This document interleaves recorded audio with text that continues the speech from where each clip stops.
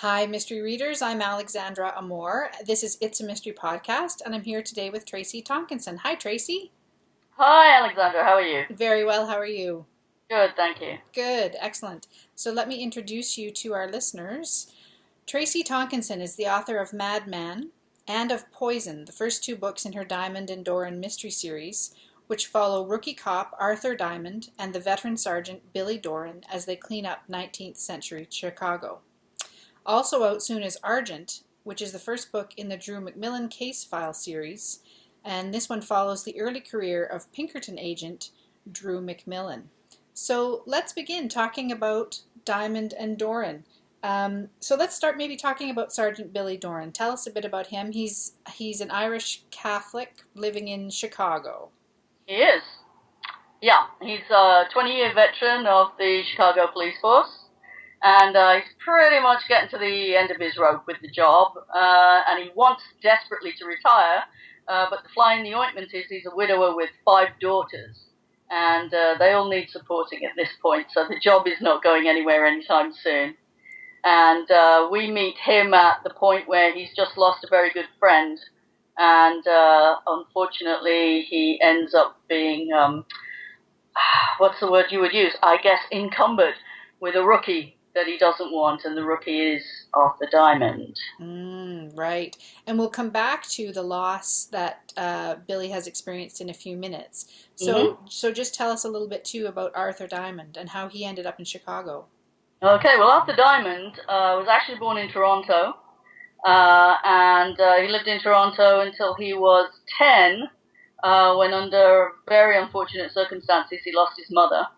And for a couple of years he was floating around pretty badly treated, and ran away at 12 to join the British Army. He found himself in the UK and joined as a boy soldier.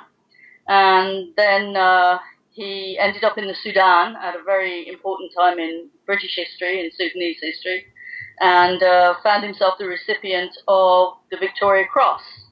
And as it's part of the backstory, I won't ruin that for everybody, but he's not the happiest Victoria Cross recipient you've ever seen. Probably suffering from a good deal of what we would know as PTSD right now. And so part of his main drive is that he's lost his family and he's looking for a replacement. So he kind of found it in the British Army. And then when he gets invalided out, of course, he's lost that family, so now he's looking for another one. And he finds himself in Chicago and joins the Chicago Police Force, which is where we find him as a rookie at the beginning of Madman. Right, okay. And we should mention, too, that Madman is free. It is. So people can sign up and get that at your website. Yes, you can. It's only free on the website. It's not free on Amazon at this point. So okay. If you want it for free, then you have to sign up. I'm sorry. No, that's perfect. That's great. And then people will be able to keep in touch with you and learn about the further escapades of Diamond and Doran. Absolutely, they will, yeah. So let's go back and talk about the way that you've interwoven Chicago history with these characters. Yeah. And tell us about the loss that Doran has experienced and how that does connect with actual history. Okay. Well, the loss that Doran suffers is of his best friend, and his best friend is a police officer called Matty Deegan. And Matty Deegan was a real Chicago police officer who was killed in a bombing at the Haymarket Square in Chicago in May in 1886, which is the inciting incident, basically. We pick up the story the day after the bombing. And so Billy is in mourning for his friend, who was the only officer killed that day by the bomb. Many officers were actually shot, as it turned out, by each other subsequently. So not the best day in Chicago police history, but anyway. Yeah. But so what we actually pick up on is the day after the bombing, and so Billy's dealing with a lot. He's dealing with lack of staff, he's dealing with his own grief, and he's obviously got to find whoever did this atrocious act. So he's a busy boy at this point, and not a very happy bunny either. So no. And the bombing at Haymarket Square was a real event. It was a real event, and it was reading that actually fired up the idea for the book. because although subsequently they did hang, I think, half a dozen anarchists for the bombing, they never proved that any of the people that they hung actually threw the bomb. And I thought, well, what if, what if it was somebody that they didn't actually catch? And so that plays a fairly important part in the story. And that gets rolled into other things as well, like corruption and that sort of stuff. So it kind of gave me a springboard into quite a lot of issues that you could pick up on that seem to be, unfortunately, universal. So, you've got a little terrorism, you've got a little bit of corruption, you've got grief and all kinds of other things thrown in. Yes, yeah. Oh, fascinating. And so what was it that drew you to Chicago specifically? Because you live in Ontario. I do. I live about 100 kilometers outside Toronto, so that's it's a plane ride away, but it's not that close. Well, initially I think I was drawn to Chicago by the Haymarket incident. But the more I read about Chicago in this period, which is, I'm writing from 1886 onwards, it seemed to me that it was a period in Chicago history that was just absolutely filled with entrepreneurism. It's a time when they're building the first skyscrapers in America. The ingenuity of the people and the sort of the fast pace of the life that they develop becomes this amazing, it turns it into this sort of amazing microcosm of life. So it was the kind of thing where you could put anything in there and it would work. And it's also a time of Chicago history when physical things are changing. So the streets, are changing all the time. They're plowing things down and putting new things up, and it was pretty exciting stuff. So that causes one or two problems when you're doing research, because you have to make sure that between 1886 and 1888 you haven't planted a building there that didn't exist, before it was built and all that kind of stuff. I mean, you have a little bit of poetic license on either side, but you don't want to be, putting water towers in where there was nothing, or, not having streetcars when they had streetcars, and street lighting where they didn't have street lighting, and that kind of thing. But you know what? It all adds to the sort of the fun of it is in the research as much as in the writing to some degree. Yes, yeah. Do you enjoy doing research?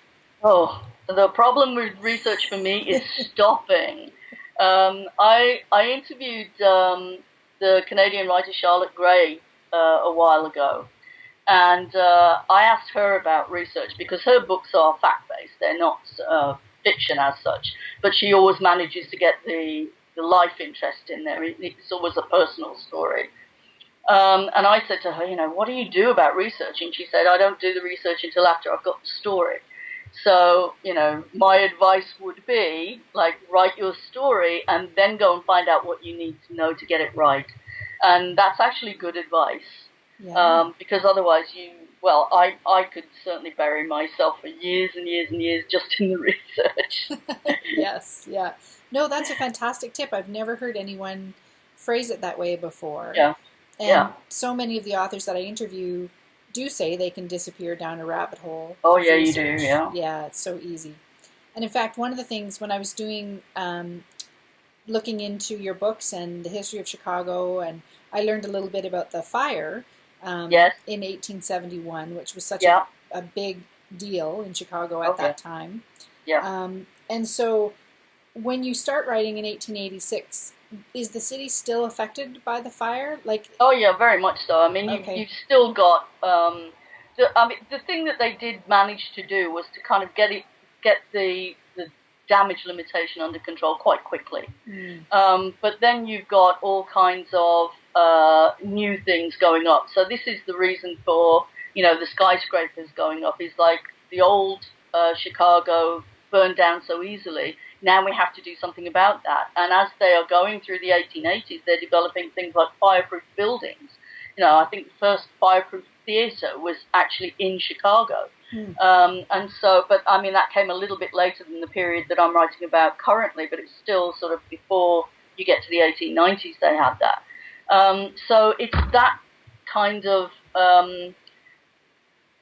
innovation out of disaster which is part of the attraction for me. Is like these people are just so brilliant in the face of something that could have been absolutely crushing and devastating. They kind of dusted themselves off and went, let's just build it a different way. And it's like, yes, you want to be involved with those kind of people, right? Yes, yeah. Wow. So that spirit of human endeavor and picking ourselves up when we fall. I mean, that's such a great metaphor, isn't it, for someone's life as well? Absolutely. Yeah.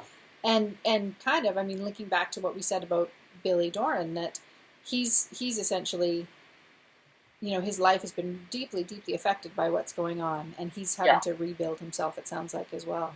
Yes. Yeah. And I mean, his wife has only been dead about 4 years at this point too.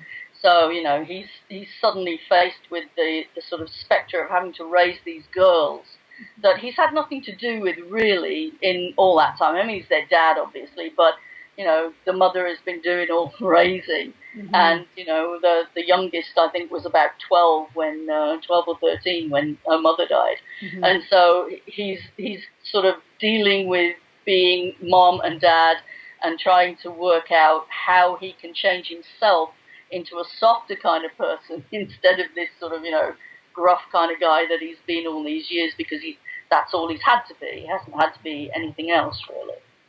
So that's an interesting kind of metamorphosis for him. Oh, I must say, yeah. So he's kind of having to develop another whole side of his self, his personality, to take care of these girls. Yeah. Wow, what an interesting challenge for a character that just lights me up. Yeah. And so you've got this other book that we talked about that's coming up shortly, Argent. Right? Argent is actually, I think it's been out about a week now. Okay. I lose track of these things. I should know them, I know, but I don't. Once a book is done and I'm on to the next one, it's like, Me too. So Argent's been out about a week now, and Argent takes us back about 10 or 15 years to the 1870s. And we meet the hero of Argent actually in Mad Men, and it's a Pinkerton agent called Drew McMillan. And in Mad Men, Drew McMillan is, middle-aged, probably early 40s. And so he's an experienced agent by this time, and he's, kind of fairly senior in Chicago at that point. But when we meet him in Argent, he's literally doing his first solo case. He's been a Pinkerton agent for 4 years, but he's always been under supervision.